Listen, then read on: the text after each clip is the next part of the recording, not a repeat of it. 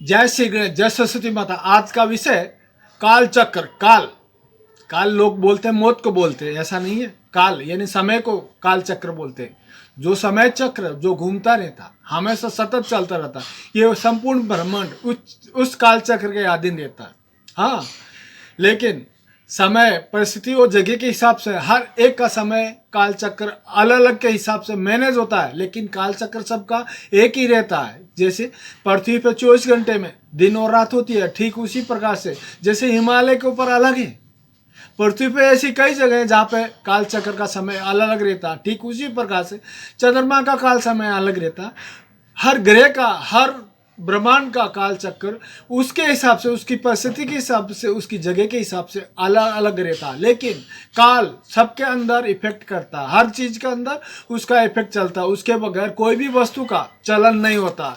जैसे किसी पौधे को लगाने से पहले बीज रहता है, बीज को लगाने के बाद में उगता है, बड़ा होता है और फल लगता है। उसका जो काल चक्र है, उसको जो क्रियाएं होती है वो काल चक्र के अधीन होती है।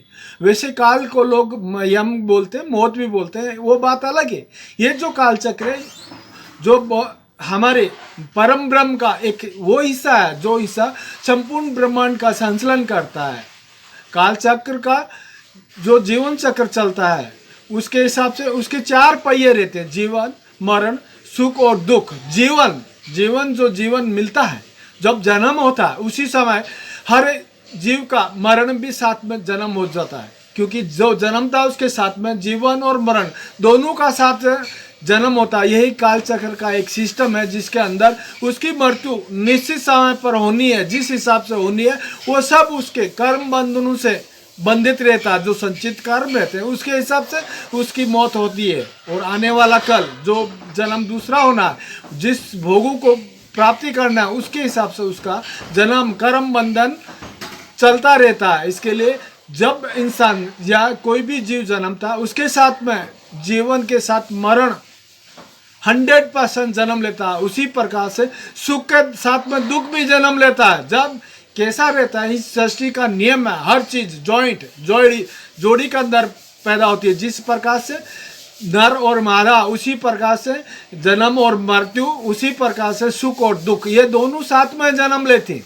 हर इंसान को सुख और दुख भुगतना ही पड़ते हैं। यदि किसी को किसी के कर्मों के हिसाब से उसका महसूस होता है या नहीं होता है, क्योंकि उसके संचित कर्म यदि मजबूत है तो उस कर्मों के हिसाब से उसको जो भोग रहते हैं उसके हिसाब से उस दुख को भोगने में मालूम नहीं पड़ता, वो सहज भोग लेता है। इसके लिए ऐसा मत सोचो कि वो सुखी है तो दुख नहीं भोगता। दुख तो हर इंसान को भोगना पड़ता है। सुख और दुख वो जो सृष्टि के नियम है, उस नियम के हिसाब से ये जो सुख और दुख काल चक्र के अंदर बंधे रहते हैं। जिस प्रकार से समय सारणी चलती रहती है, उस हिसाब से बंधा हुआ काल चक्र रहता है, जो इफेक्ट करता है 100%। जिस समय आपके कर्म पक जाते हैं उसी समय वो भोगने में आ जाते हैं। ऐसा मत सोचो कि भोगना नहीं है, भोगना तो हर इंसान को है।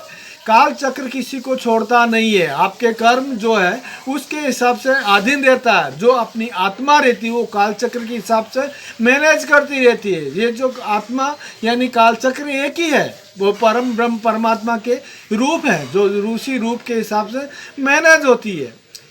और काल चक्र हर कण कण के अंदर इफेक्ट करता है। जैसे ऐसा मत सोचो कोई पत्थर रहता है, उसको भी काल चक्र का चक्र चलता है। समय के अनुसार वो पत्थर धीरे धीरे कूदता जाता है और उसके साथ कण कण होते जाते हैं, और बाद में वही कण काल चक्र के हिसाब से वापस पत्थर बनते जाते हैं। ये जो काल चक्र का है, यानी किसी भी जीव या किसी भी कण को या किसी भी अणु को छोड़ता नहीं है। काल चक्र हर एक के हिसाब से इफेक्ट करता है। काल चक्र के हिसाब से पूर्ण ब्रह्मांड संचालित होता है। ऐसा मत सोचो कि अपने हिसाब से चलता नहीं। संपूर्ण ब्रह्मांड काल चक्र के हिसाब से अधीन होता है। उसी प्रकार से वर्तमान, भूत और भविष्य, यही सब काल चक्र के एक जो आधार है, जिस आधार के ऊपर काल चक्र चलता रहता है। वर्तमान उस भूत के हिसाब से टिका रहता है और भविष्य उस वर्तमान के ऊपर टिका रहता है। जिस प्रकार से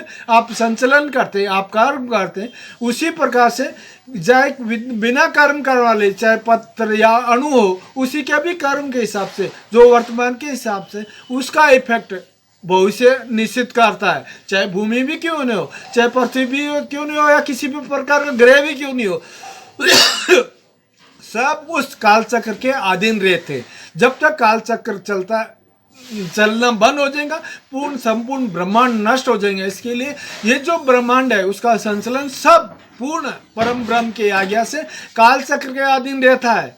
ये वर्तमान भूत और भविष्य सब काल चक्र का एक हिस्सा है, जिस हिस्से के हिसाब से वो संचलन होता है। ठीक उसी प्रकार से आत्मा जो रहती है, जो पृथ्वी पर भेजी रहती है, वो आत्मा है, सूक्ष्म आत्मा रहती है।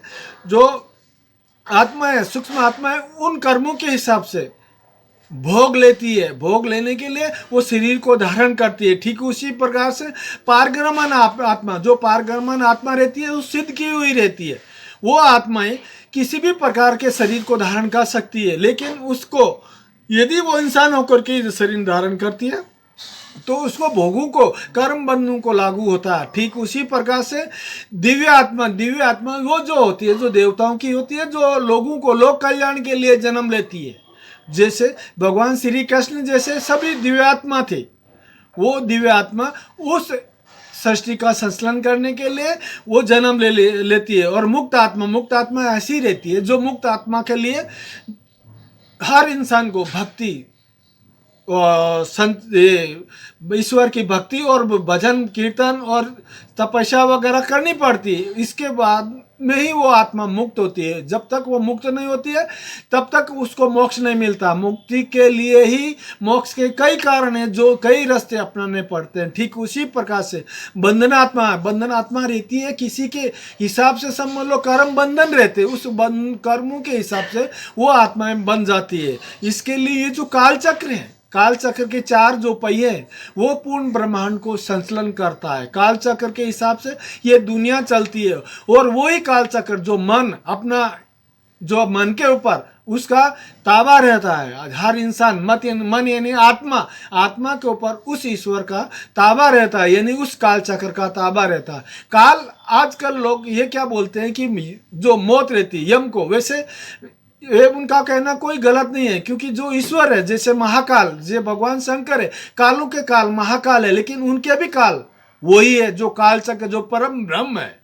वो जो काल चक्र है उस महाकाल के अधीन नहीं रहता, वो महाकाल उसके अधीन रहता, क्योंकि परम ब्रह्म उसी के हिसाब से ये काल चक्र संचलित होता रहता है। ऐसा मत सोचो कि उस काल का, महाकाल का ये अलग अलग वाक्य एक बनाई हुई है, उसके हिसाब से सृष्टि का संचालन होता रहता है। जिस समय के हिसाब से जो जिस चीज़ की जरूरत होती है उसी के हिसाब से वो उत्पत्ति और अंत होते रहता है। जैसे उत्पत्ति का और अंत का, ऐसे हर चीज़ का जॉइंट रहता, जो जॉइंट चलता ही रहता है। इस दुनिया में जब तक ये काल चक्र नहीं रहेगा तो दुनिया चलने वाली नहीं रहेंगी। जब तक ये दुनिया चलेंगी तब तक यानी काल चक्र का इफेक्ट रहता रहेगा। काल चक्र ही ये ब्रह्मांड का संचलन करता है। जब संचलन ही करता है तो वो भी अंत भी वही करता, प्रलय भी वही करता, क्योंकि जब संचलन चालू हुआ, जब ब्रह्मांड की उत्पत्ति हुई, तो उत्पत्ति के साथ में भी प्रलय भी साथ में हो जाता, अंत भी साथ में होता है। ऐसा मत सोचो कि उत्पत्ति हो गया तो प्रलय नहीं होगा, अंत नहीं होगा। जब अति हो जाता था उसका, उस काल चक्र का जो है, काल चक्र के हिसाब से अधीन उत्पत्ति के साथ अंत हो ही जाता है। जिस प्रकार से जीवन के साथ मरण पे उत्पत्ति होती है, सुख के साथ दुख की उत्पत्ति होती है, हर चीज की जॉइंट, जैसे नर के साथ मादा पैदा होता है, उसी हिसाब से हर चीज के कर्म के हिसाब से संचलन होता ही रहता है। वैसे हर चीज कर्म के अधीन रहता है। समझ दो, अणु परमाणु वो भी कर्म नहीं रहते, नहीं है, वो अणु भी उसके भी कर्म के हिसाब से उसके कर्म चलते रहते। समझ लो, कोई पत्थर है तो पत्थर का भी काल चक्र के हिसाब से वो क्रियाएं करता रहता है। वो धीरे धीरे टूटते रहता है या कण कण होकर के अणु परमाणु तक परिवर्तित होते रहता है। ये इसी प्रकार से ये दुनिया संचलित होती ही रहती है। उस अणु परमाणु का धीरे धीरे वापस जाके उसी हिसाब से वापस आकार, कोई भी किसी भी प्रकार का आकार लेती है। उसी प्रकार से ये दुनिया हर प्रकार से आकार लेने का काम करता है। ये जो काल चक्र है, काल चक्र के हिसाब से ही दुनिया का संचलन होता है। ये जो देवता वगैरह जो जन्म लेते हैं उस काल चक्र के आज्ञा से ही जन्म लेते हैं, क्योंकि जब काल चक्र के अंदर ऐसा कुछ अति हो जाता तो उस अति को कम करने के लिए उन देवताओं को अवतरित होना ही पड़ता है। वो काल चक्र परम ब्रह्म के अधीन से ही संचलन होता है। इसके लिए ये दुनिया जो संपूर्ण ब्रह्मांड चलता है वो काल चक्र के अधीन ही चलता है। और जो काल चक्र का एक नियम ही है, वो हमेशा पेयर जोड़ी से पैदा करता है। जिस प्रकार से सुख दुख पे जोड़ी हुआ, उसी प्रकार से जीवन मरण जोड़ी हुआ। ऐसे हर चीज जो भी पैदा हुआ उसके साथ में उसका विपरीत भी पैदा हो ही जाता है। पक्ष विपक्ष दोनों ही साथ में पैदा होना, यह एक सृष्टि का नियम है। ऐसा नहीं है कि एक ही चीज एक ही टाइप से चलेगी, कभी नहीं चलता है।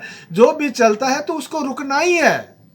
हर चीज का जॉइंट पेयर पैदा होना, यह एक सृष्टि का नियम है। इसके लिए काल चक्र के बारे में मैं इतना ही समझाता हूँ। जय श्री राम। ये वीडियो लाइक, सब्सक्राइब और शेयर करें।